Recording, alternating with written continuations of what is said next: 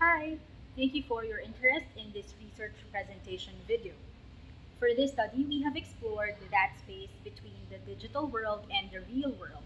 How or in what ways are they strongly or weakly aligned or in sync?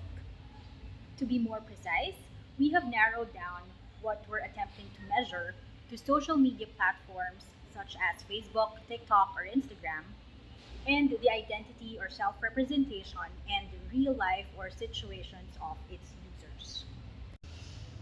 We have tapped a total of 30 millennials and Gen Zs in what is considerably the most happening area, Bonifacio Global City or BGC, in Metro Manila, Philippines, a country that is dubbed as the social media capital of the world. According to them, we generated a 5.25 out of 10 average score in terms of how they perceive or feel social media mirrors reality.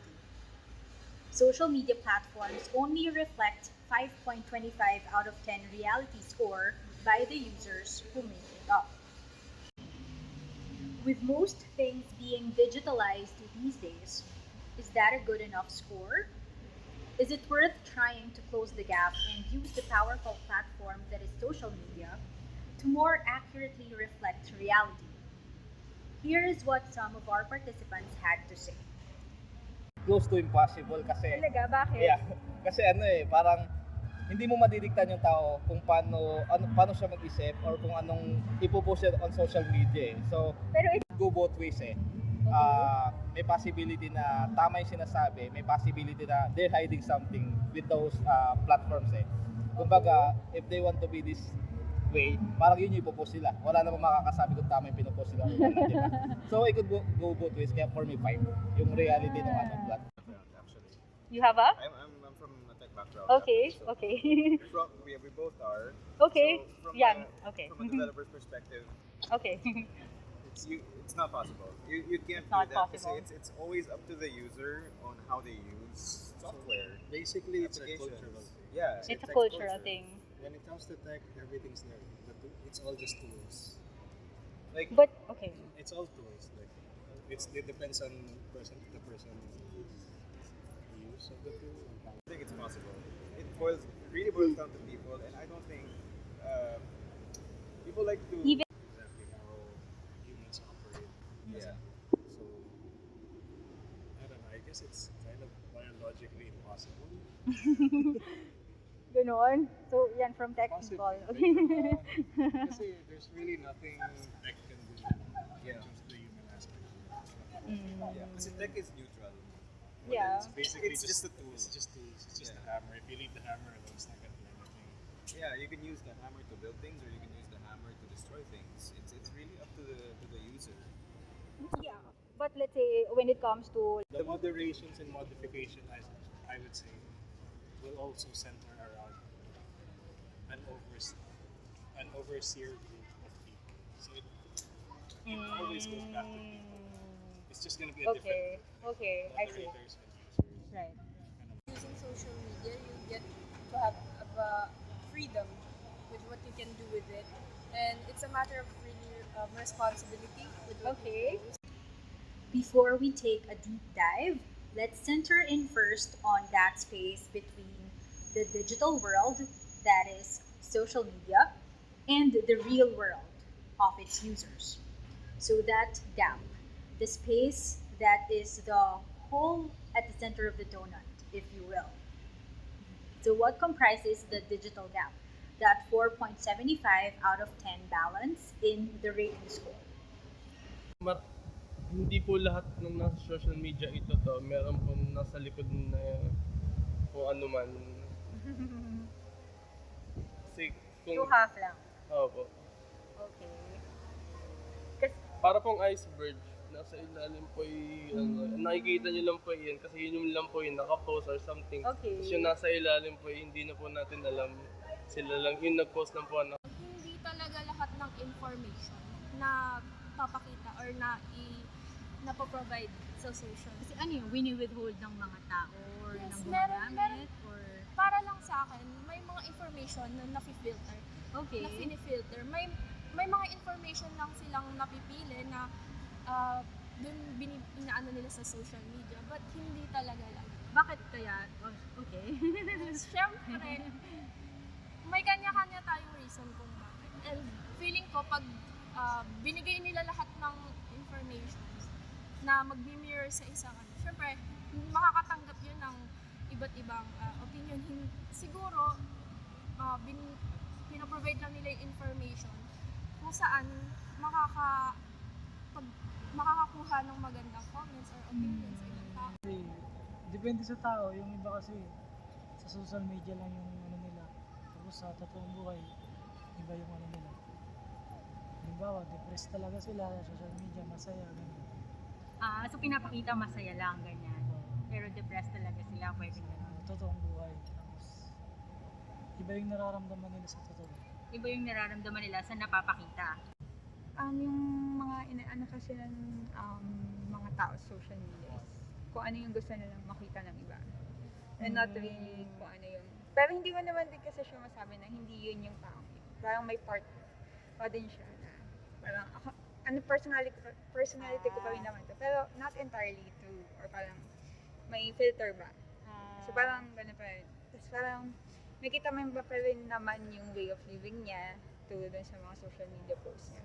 Pero hindi makikita yung buong picture, kaya feeling ko hindi siya ganun ka, like, entire. It's highlights. Yeah, it's highlights. It's highlights. Very Very few snippets of an actual person's life, and it's very tailor-made to look. It's very tailor-made to look good. You won't post bad shit about yourself. Right?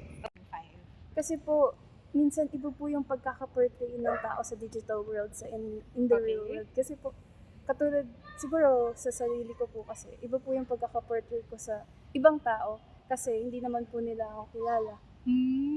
Parang katulad na lang po mas, ano ba to, mas close ako sa iba ko. So, iba po yung pakikitungo ko sa mga close ko sa online na Ganon? close ako. Pero pag sa stranger, iba naman din po yung pakikitungo ko. Kasi pag in real life situation, kunyari po pag minamit ko in person yung tao pero close ako, edi iba po yung pakikitungo ko sa kanila. Pero pag stranger naman po, in real life ko rin sila namit, iba rin po yung pakikitungo ko sa kanila. So, okay. Parang nagva-vary Opo. yung parang... Depende po sa bond and closeness ko po sa tao. Iba talaga yung persona mo sa digital world sa ikaw sa totoong buhay. Talaga? Naniniwala ako meron tayo kasi mga persona sa social media. Kunwari, ganito akong tao sa social media. So, paninindigan ko pa rin ganito akong tao. Wherein in reality, although kahit hindi ako ganyang tao, parang paninindigan ko siya kasi na yung nabuong persona ko, yun na yung image ko. And besides, kasi kasi pwede mo talagang mabago na sa social media. Pwede ka talagang magkabaliktaran ng taong hindi naman ikaw. Let's say yung alter ego, pwede ka talagang maging ganun eh. So, hindi talagang posibleng mabago mo siya. From the hole at the center of the donut, we learned from this research that it's sometimes necessary, sometimes okay, to have linkages to get to the edible part. And sometimes, keeping the gap is just fine. So, what are such instances? Here's what our participants said.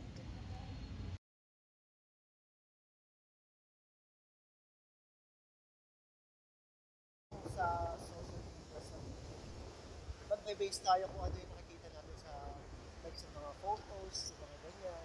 Yung parang dun pa lang sa picture or mga nakikita natin sa mga post nila. Na-judge na talaga tayo. Siguro mga 3 lang ganyan. 3 lang? Oo, kasi So, ganun kalayo? Parang so hindi ganun katotoo yung nasa social media? yes, oo. Ba't yung sinasabing 3 lang? Kasi out of 10? di ba, minsan may mga tao na parang ay, post ako ganito, pero in real world parang iba na yung mga kilala mo sa kanya. Ay, ito pala siya sa in real world. Parang ibang-iba ka sa sa mga pinopost mo. Wala, parang marami kang problema. Parang hindi mo lang dinadaan sa social media para overcome yung ganong mga problem in real life. Mga ganun lang yung sa mga ganun. Okay. Kasi true lang sa mga online dating kasi parang kung ano yung nakikita mo sa di ba minsan parang ay, ito pala siya. O, di ba parang Nagulat. yun na, parang naman, di ba? Parang ibang-iba talaga. Mas maganda yung talagang totoo ka, yung parang nakikilala mo, kunwari sa mga ganyan. Nakikilala mo sa parang baka may na-post na lang siya na hindi maganda, pero in real life naman, kasi may mga fake news niya, parang mga scammer, na ganyan. So importante na i-bridge yung Oo. gap na yun. Paano kaya kumbaga matataas yung score na mas parang aligned yung real world sa digital world? Siguro, tataas naman siya kapag kilala mo na yung tao na mismong nakikipag-communicate mo. Ay, siguro, ito, ganyan. Siguro, ganyan. Parang kilala mo na siya. Maganda kung ano yung nasa digital world is nakikita rin in real life. Talaga? Sa tingin mo magandang i-bridge yung gap? Feeling ko mas maganda po kasi mas magiging makikita yung authentic self mo. Hindi sila mag-expect, ay, ganito ka pala sa digital, tapos pagkamit ko, ganito naman pala yung ano mo. Ganun. So, kaso kasi tawag dito, parang ang hirap gawin nun kasi hindi naman po lahat comfortable Okay. maging ganun. Kahit Okay. na sabihin kong dapat respeto, ganyan. Kahit hindi naman Okay. talaga laging nagagawa ng mga tao. And I'm giving it like a space of 2 from Yeah. 10 kasi there are still people who are not really depicting their life directly through Okay. social media. Like they hide something that's very personal. Okay. Or Do you think like we should bridge that gap? Like try to close that gap, or like 8 as a mirror, like 8 out of 10 as a mirror of it is fine. But I think yes, because if we kind of make social media a mirror of our lives, we lose privacy. okay, Of what okay. we have, maybe like, our problems, it's really also not good to like tell everyone your personal problems because it doesn't really. Okay. Privacy is still a necessity that everyone should have. And Okay. should So that 2 gap is fine for privacy Yeah. sake. Okay lang kahit siguro hindi. Kasi Talaga? may mga taong, I don't know, pero may mga tao kasi na itong side lang yung gusto ko ipakita. Ito lang yung gusto ko ipakita. Yung parang gano'n. Okay. And that's fine? I think, yes.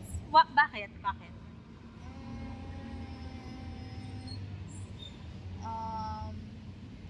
Kasi, syempre, may mga flaws yung mga tao na gusto nila itago or parang, ayun, may mga tao na gusto nilang itago. Kunwari, for a person, gusto niya itago na galing pala siya kumanta. Gusto niya kanya lang yun. Kunwari, isang tao gusto niya itago yung parang pagiging, parang gusto niya kanya lang, yung siya lang makakalam. Yung parang, I wanna be mysterious.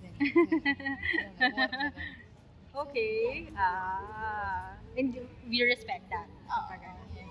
Okay. Okay. Thank you so much. Yeah.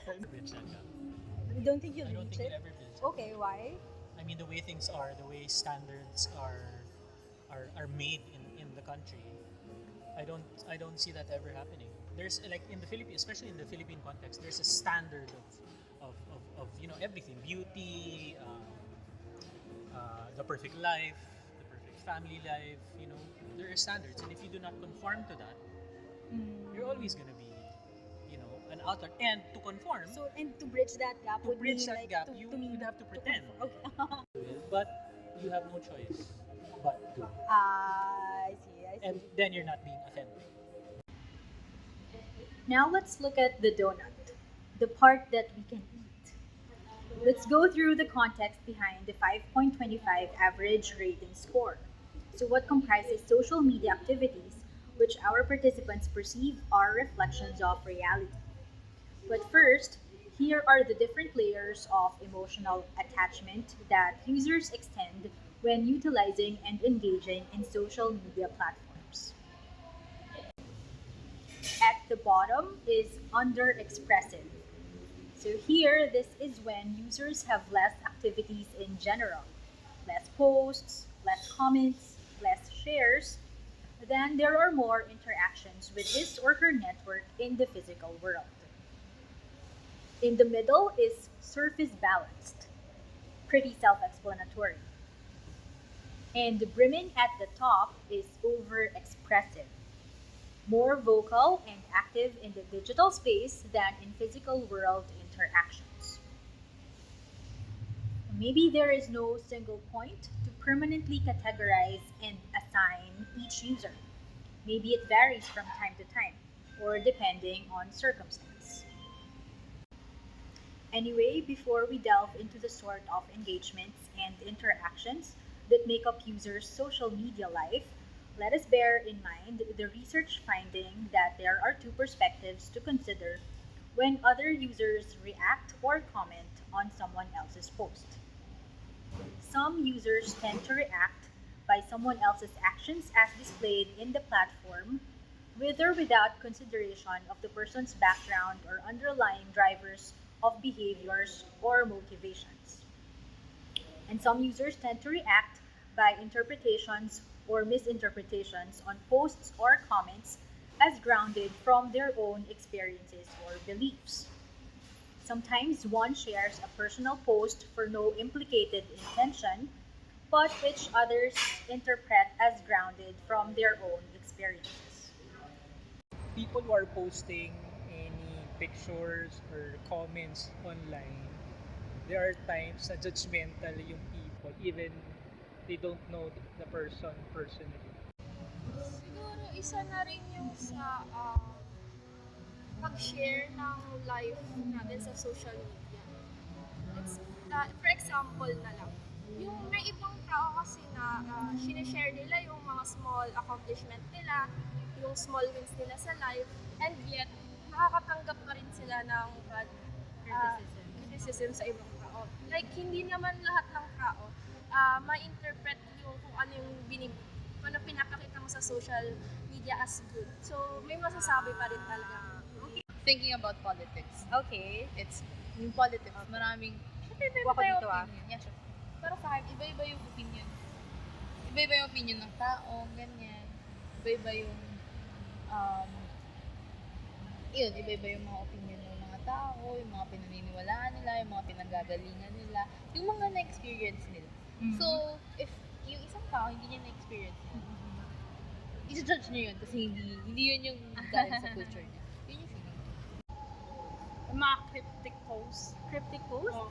Kasi sometimes, kahit hindi para sa kanila, sinasado nila. Hindi naman lahat ng nakikita nila sa social media is yun yung reality. Okay. Kumbaga, parang kung ano lang gusto makita ng tao, yun lang gusto nila makita. Yun lang yung ipopost nila. Or even yung nanonood. Kung ano yung gusto nila makita, kung ano lang gusto nila maintindihan, yun lang gusto nila. Pero in real life, hindi naman yun yung pinaka main goal kung bakit, kunyari may pinost na ganito or ganyan. So, what triggers engagements and interactions, which are usually of negative criticisms in nature? Here is a summary. But I think whenever they post something na unpopular sa general opinion or sa opinion ng majority or general. Example po is nung May 2022 election, of course meron kasing mga major favorites ang mga tao when it comes sa kung sinong iboboto nila. And then when you post kung sino yung candidate mo and hindi siya parang aligned dun sa crowd favorite or sa iboboto ng marami, I think doon makaka-experience ka ng judgment. Sa pagpo-post mo ng mga pictures, maraming picture. Okay. Kasi po maraming tao ngayon yung pong nagbabody shame or something like that. Body shame. So yung pag-post ng mga mga OOTDs or something. Okay. OOTDs. Yan yung gano'n. Feeling ko lang, if masyado siguro like vulgar or something. So parang, okay, pag masyadong vulgar. Or if other people may find it vulgar. Okay. Especially for women.